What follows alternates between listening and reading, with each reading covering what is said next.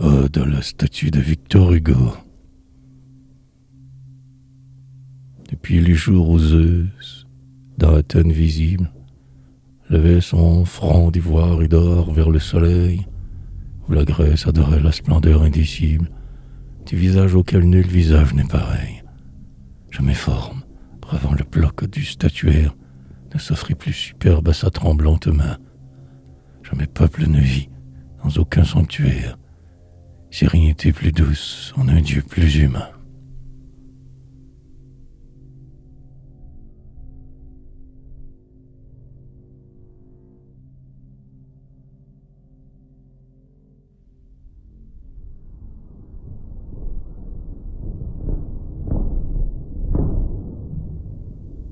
L'humanité, devant tes multiples couronnes, salue avec amour la gloire de laurier, et, respirant la joie intense que tu donnes, mets les poètes morts et vivants à tes pieds. Parmi les dieux du chant te placent nos ivresses. Les esprits bienfaisants t'ont reçu dans leur sein. Le cœur de nos cœurs t'aime et cherche en ses détresses. Ta foi, c'est Hosanna, ton invisible saint.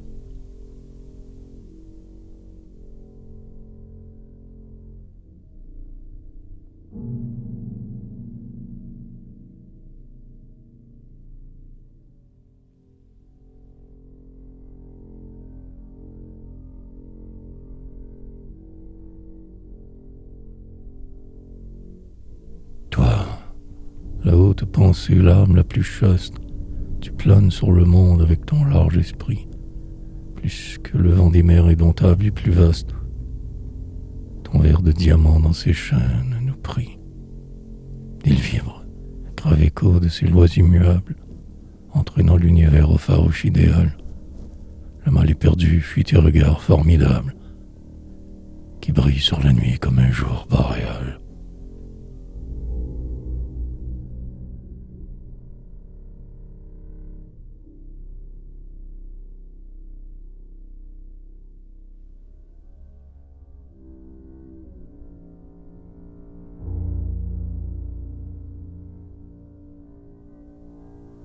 Les pauvres, les honteux, la plèbe âpre et vulgaire, écoute ta parole auguste les bénir. Quand l'Empire entendit, tel qu'un cheval de guerre, ton clairon furieux dans leur combat hennir. Tes appels poussaient mille assauts sublimes. Et cet arbre de mort, déraciné par toi, s'effondrant sous la rage enflammée de tes rimes, disparut tout entier dans un rapide effroi.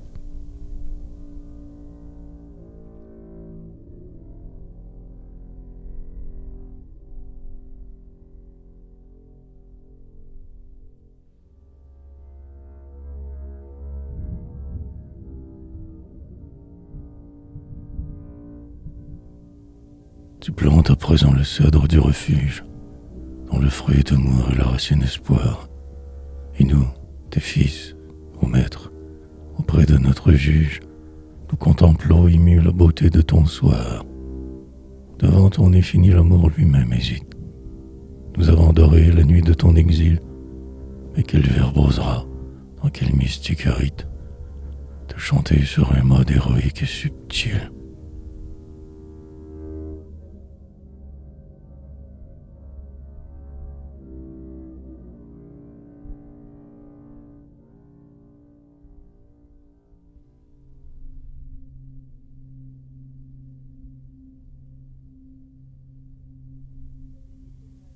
Tout l'azur sombre, avec les globes d'or des mondes, n'étincelle pas plus de feux amoncelés que ne fait l'harmonie à tes lèvres fécondes.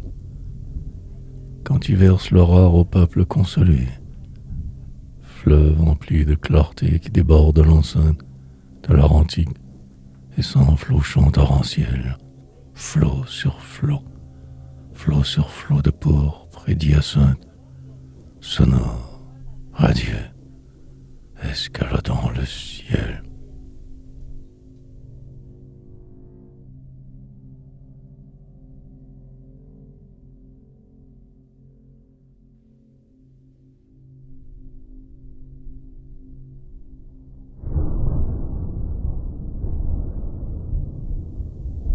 les bornes s'en vont sous l'immense marais qui s'élève et grandit avec les mois, les jours.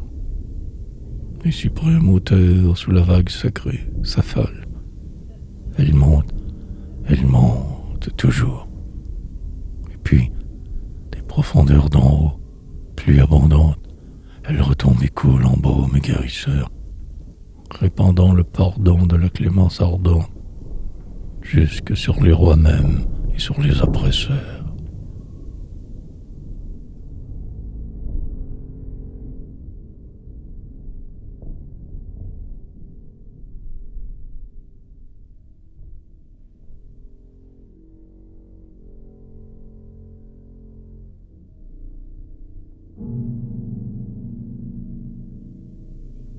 Depuis qu'elle tient les clés de l'humaine épouvante, et qu'il ouvrit aux yeux du grand prêtre songeur la porte par où lui la lumière vivante des paradis de gloire et de l'enfer vengeur, 3 fois le flamboiement des splendeurs de son verbe perça l'ombre, où soudain éclate triomphant, jetant aux 4 vents du ciel leurs cris superbes, les appels quadruplés de ses 80 ans.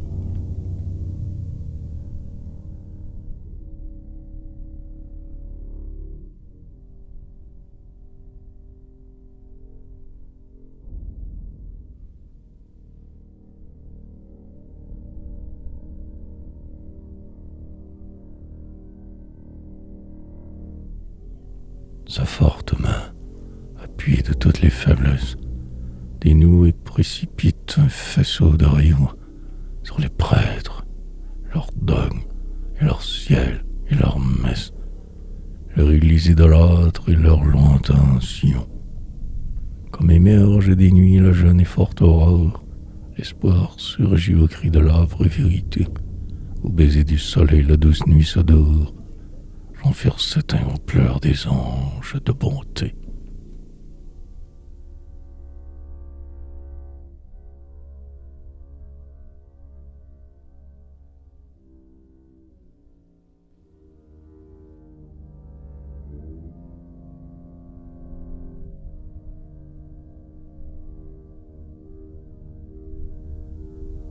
En vain les lourds pédants de la science vide, sous leur meule embraillée tous nos pâles enfants. En vain, sous le labeur d'un cauchemar livide, l'homme roule à l'horreur des gouffres étouffants. À travers la noirceur de nuit pleine de larmes, les constellations scintillent au ciel bleu. Fées nocturnes veillant sur nos sombres alarmes, flammes que le génie allume au front de Dieu.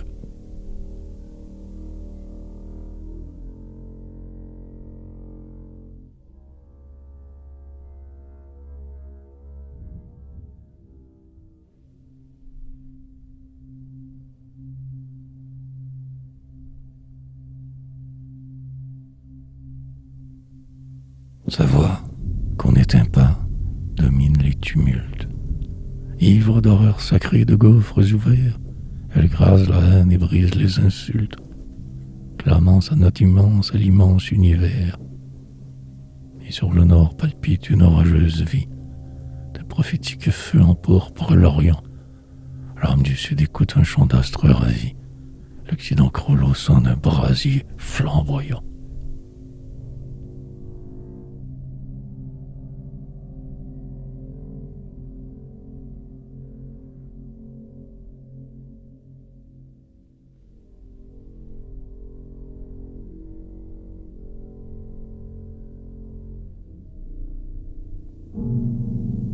Au formax des perles, au triomphe des odes, Pindarique, éclat des trompettes d'Hector, écho des anciens jours, au lyre des rhapsodes, harpe répercutant les chants des âges d'or, plus sonore que vous gronde son rythme épique, dont le souffle balaie au large les chemins.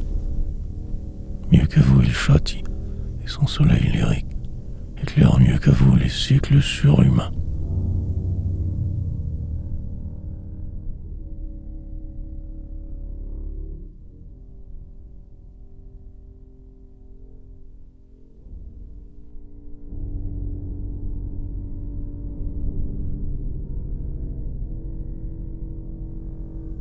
Sa strophe est une brise errante qui se plonge dans l'or liquide au son des chorales de Lesbos. Il murmure amoureuse en évoquant le songe de la muse que veille la neige du Péplos. Elle chante l'idylle et les épithalames, l'étoile qui se lève à l'obscur firmament, et la virginité souriante des âmes dans le calme éternel de leur rayonnement.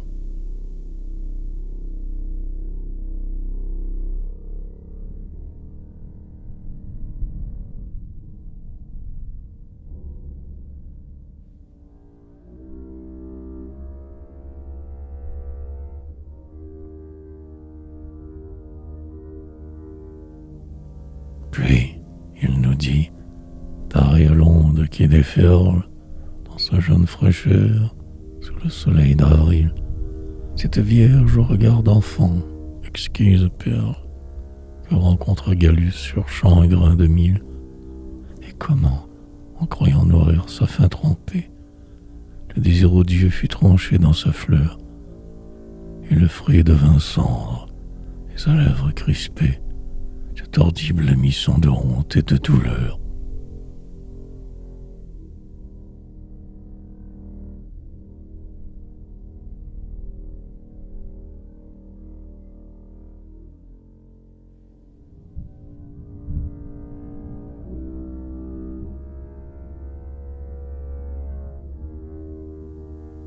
Sur la vague assombrie assaillant le navire, sa colère tonna dans la rumeur des vents, et, comme un crépuscule au pâlissant sourire, glisse dans l'accalmie au bord des flots mouvants, il nous rendit plus tard l'espérance sacrée, l'astre et la fleur, la femme et le ciel et l'amour.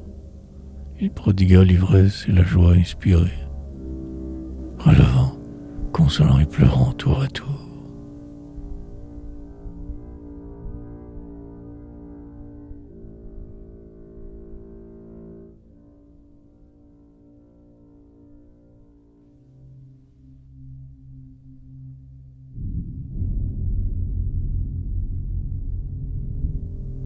Par son charme puissant, l'âme divinisée s'envole élargissant ses ailes dans le ciel, et, buvant l'harmonie en Dieu même épuisé, semblable à lui se fond au foyer éternel.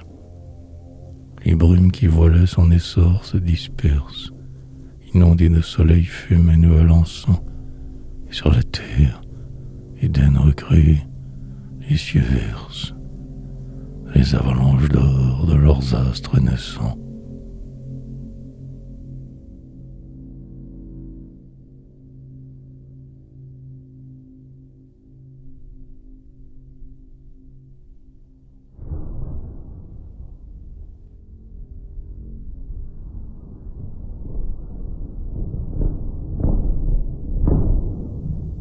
Du printemps qui frissonne et du clair dialogue, des ruisseaux gazouilleurs et des chansons des bois, s'exhale la fraîcheur de l'ineffable églogue, où les rires d'oiseaux se mêlent à des voix. Il semble qu'avril même, en fleurissant les cimes, que caresse le souffle impérieux des mers, donne aux grelots d'argent, au cristal de ses rimes, tous les parfums des fleurs de tout cet univers.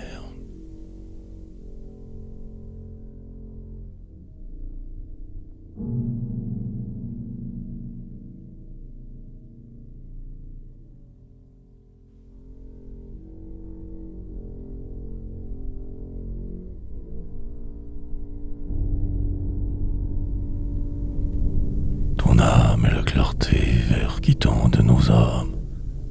Le resplendissement éternel est ta loi. L'ombre avec ses linceuls ne couvre point tes flammes. L'inéluctable mort ne peut rien contre toi. Qu'importe que ce siècle aride et vain se range dans les siècles déchus, si les seins de tes vers sont les plumes portant cette hirondelle étrange qui toujours immigra du côté des hivers.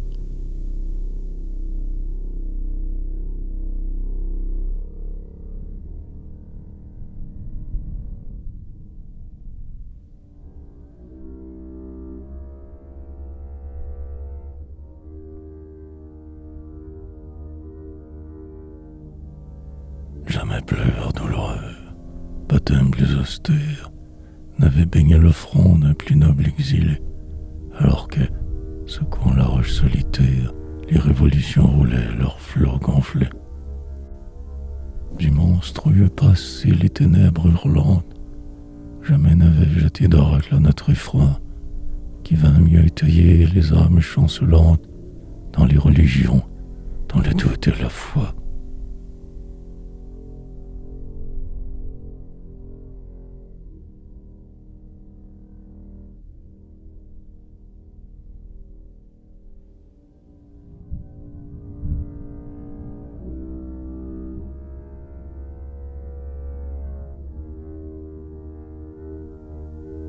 Aux lueurs de la foudre, aux bruits rauques des râles, aux rouges orients des jeunes libertés, se lèvent, arrachant leurs pierres sépulcrales, des féroces temps morts les sceptres irrités. Dans la vieille cité livrée au droit qui tue, et dont tout héros frappe une rébellion, va surgir l'éternel airain de ta statue, sur le sol affranchi par ta griffe. Ô lion!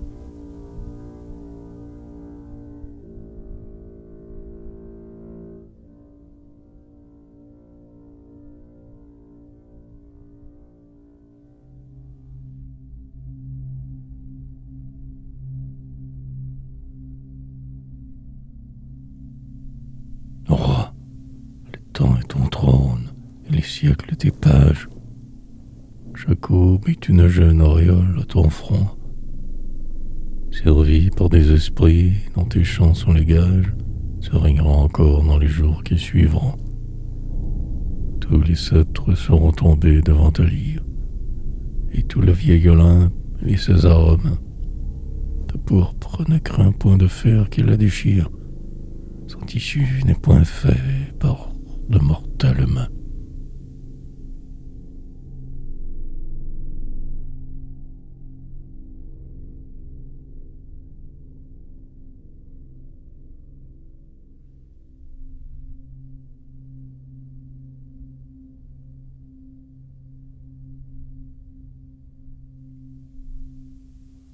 Quel maître cependant moulera ton visage, reproduira la ligne austère de tes traits? Maître doré, qui donc léguera d'âge en âge ta face auguste à ceux qui passeront après? Phidias, ce labeur ne serait accessible qu'à toi, Dieu qui créa les dieux des autres temps, sous l'œil du Florentin, vainqueur de l'impossible, dont le bras dans le marbre enchaînait les titans.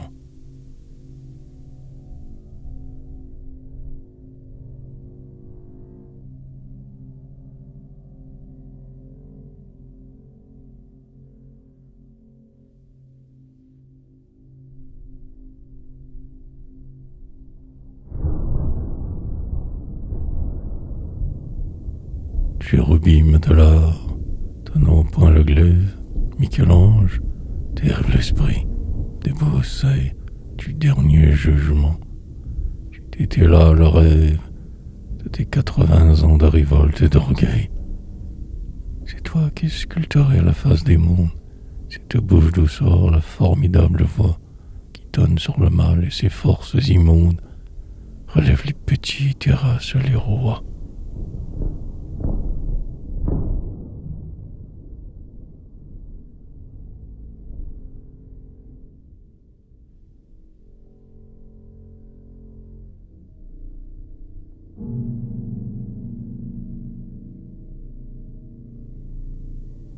Terre, jette à ses pieds ta gloire et tes désastres. Cieux, étendez sur lui vos parvis étoilés.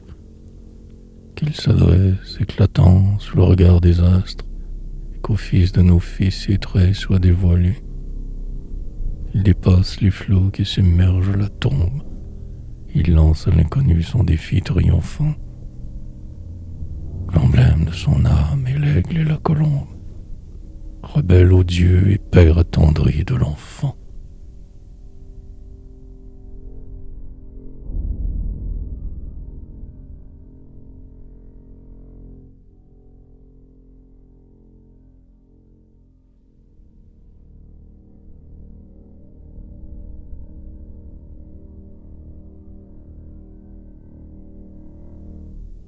Soleil, tu n'as point vu blanchir plus haute tête.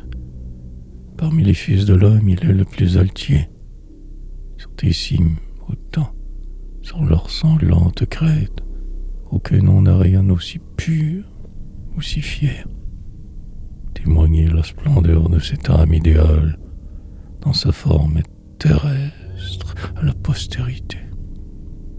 Révéler aux humains jusqu'à la nuit finale le vêtement mortel de l'immortalité.